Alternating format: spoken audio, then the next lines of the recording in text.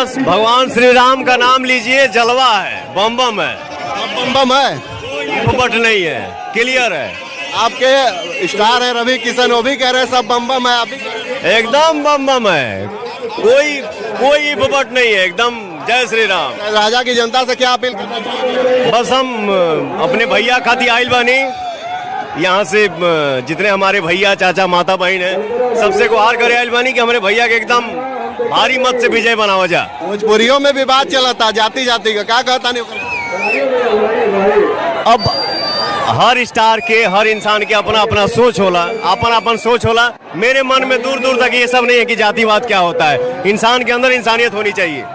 एक बार सहराजा की जनता और उत्तर प्रदेश की जनता के लिए क्या कहना चाहेंगे? कोई एक संदेश हो? बस हम अपने भैया खाती आयल है, निवेदन करें और हमारी सरकार एकदम क्या लग रहा है? भीड़ देख के कैसा लग रहा है? बस भगवान श्री राम का नाम लीजिए, जलवा है, बम बम है। बम बम है। फुबट नहीं है, क्लियर है।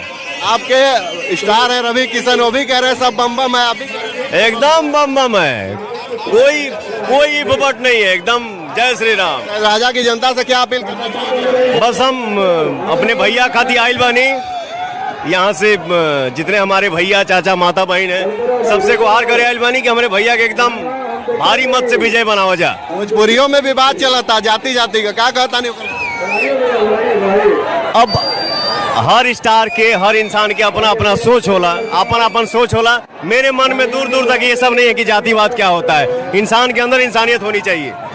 एक बार सहराजा की जनता और उत्तर प्रदेश की जनता के लिए क्या कहना चाहेंगे? कोई एक संदेश हो?